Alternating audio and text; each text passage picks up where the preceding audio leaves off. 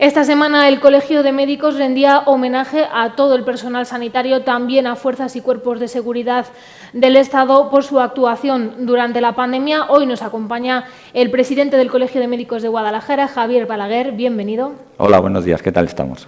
Un homenaje que era necesario hacer por parte del Colegio de Médicos a todos estos colectivos que han estado luchando al frente en primera línea durante toda la pandemia. Sin duda. Yo creo que era fundamental hacer un homenaje a todas aquellas personas que han trabajado, que han tenido un esfuerzo diario y que realmente han puesto su vida en peligro, sobre todo en la primera fase de la pandemia, cuando no conocíamos exactamente contra qué estábamos luchando.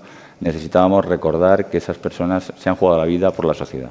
Colectivos que han estado trabajando, habéis estado trabajando prácticamente sin medios, justo en el inicio de la pandemia y a lo largo de ella casi. Sin duda, la pandemia, sobre todo al inicio, aparte del desconocimiento de la propia enfermedad, nos hizo enfrentarnos a un número de pacientes que éramos incapaces de absorber en un primer momento porque no teníamos una dotación suficiente y además no teníamos medios técnicos suficientes para protegernos. Hemos vivido una primera etapa de la pandemia en que hemos tenido compañeros haciendo batas con bolsas de basura. En esa situación empezamos a trabajar en la pandemia, pero lo importante era intentar salvar vidas y ayudar a los pacientes que lo estaban pasando mal y que estaban falleciendo. Importante también hacer un homenaje desde el Colegio de Médicos a todos esos médicos, enfermeras, todo el personal sanitario, fuerzas y cuerpos de seguridad, porque hasta ahora parece que estábamos acostumbrados a que los homenajes y los reconocimientos llegasen desde fuera. Este es un reconocimiento que se hace de manera interna. Es muy importante que el colegio fuese capaz de poner en valor la actividad que han estado realizando tanto a los sanitarios como a las fuerzas públicas para que durante la pandemia la población estuviese suficientemente tratada y suficientemente cuidada para intentar que la mortalidad fuese lo menor posible. Y ahora nos vamos directamente a la pandemia porque sigue el incremento de casos de infecciones por COVID. Lamentablemente hemos conocido un fallecido en la provincia de Guadalajara en las últimas 24 horas. ¿Qué es lo que está fallando para que haya tantos contagios? Yo creo que hay varios motivos. Yo creo que por una parte es verdad que la sociedad empieza a estar cansada. No hemos sido capaces de que la gente joven tuviese la idea de que es una enfermedad que a ellos también les afecta y que puede acabar con la vida de ellos. La vacuna, de alguna manera, ha hecho pensar, sobre todo a los jóvenes, que como los padres ya estaban vacunados o los abuelos ya estaban vacunados, no podían tener la enfermedad y han hecho que ellos se hayan relajado excesivamente. Y luego, desde el punto de vista político, yo creo que algunas decisiones como el abandono de la mascarilla de forma tan precoz, cosa que ya desde el Colegio de Médicos pusimos a nuestro punto de vista, que estábamos absolutamente en contra de ello, ha hecho que esta quinta ola fuese posible, desgraciadamente. ¿Cuáles son los perfiles, qué edades son las de estas personas que permanecen hospitalizadas en el hospital, en cama convencional y también en UCI? Porque tenemos 4 personas que están en UCI. Sí. En Guadalajara seguimos todavía con pacientes en UCI. Es importante tener en cuenta que en ningún momento hemos tenido 0 pacientes COVID en la UCI en nuestro hospital. O sea, que en ningún momento han desaparecido la enfermedad del hospital, en pacientes críticos.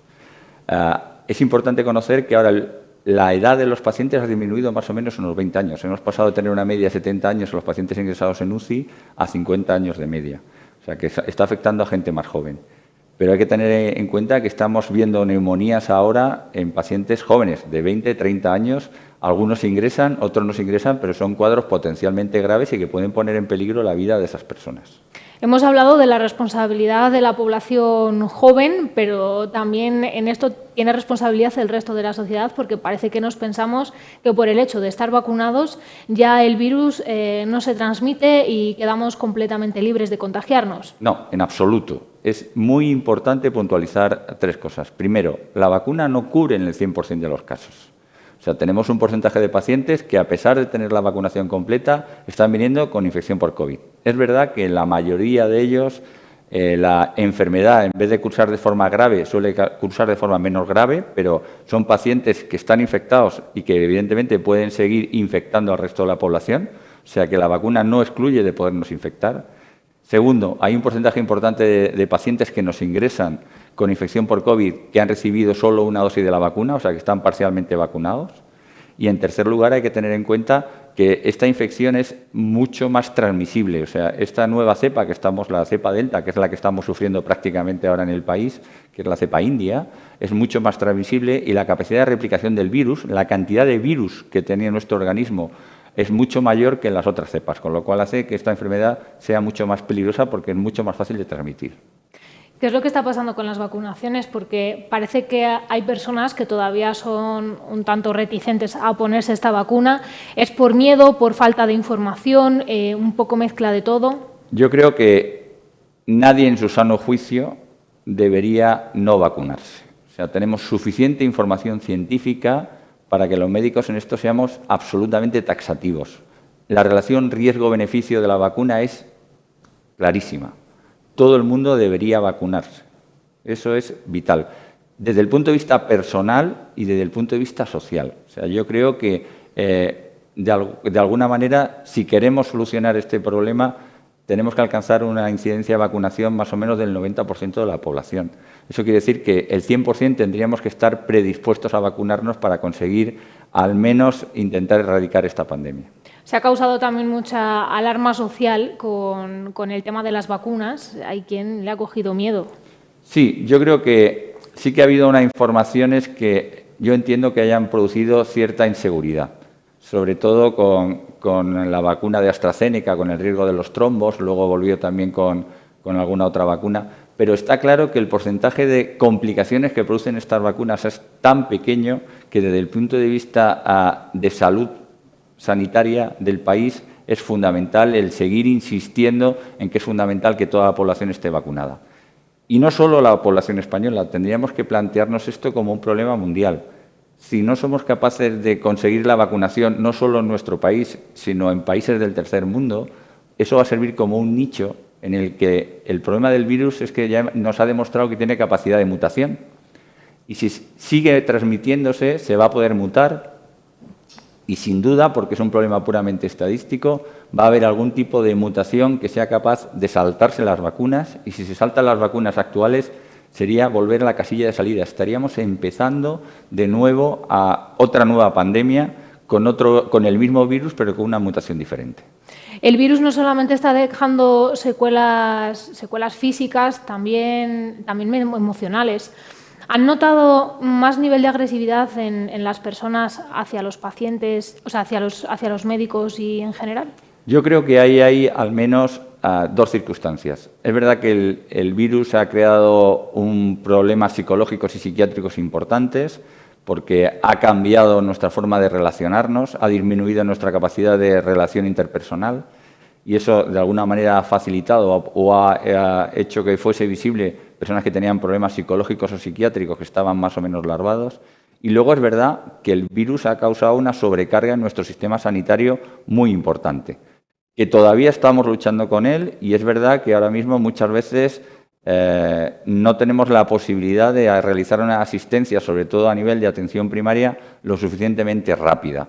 Entonces esto crea cierta disconfort, cierta inseguridad y eso de alguna manera hace que los médicos a veces tengamos que soportar un poco la angustia del paciente que a veces no expresa de forma adecuada y a veces cierto nivel de agresividad sí tenemos que estar soportando.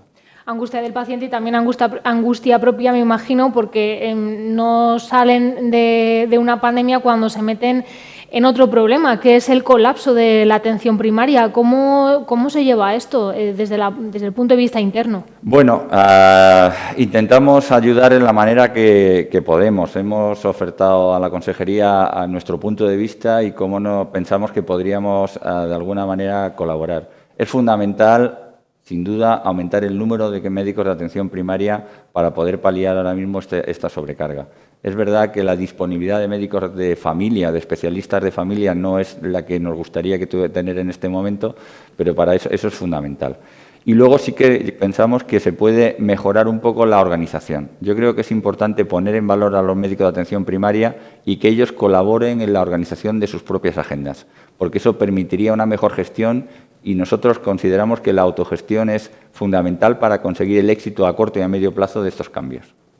Ojalá todas estas peticiones sean escuchadas y consigamos que la sanidad pública pues, funcione, si no mejor, sí a petición de los ciudadanos, atendiendo a todas estas demandas que necesitan. Yo creo que estamos todos en el mismo carro. Queremos conseguir que la atención pública y que la sanidad pública vaya mejorando día a día. Y es verdad que estamos en una situación de cambio. Es muy importante que los sanitarios seamos capaces de utilizar esta situación de crisis o de cambio para mejorar la sanidad pública, pero sin duda, si somos suficientemente inteligentes y tenemos la colaboración tanto de nuestros políticos como de los medios de comunicación para poner en valor nuestra actividad, seguro que lo terminamos consiguiendo. Muchísimas gracias por haber estado con nosotros. Muchísimas gracias a vosotros. Seguimos con más noticias aquí en Guadalajara Media.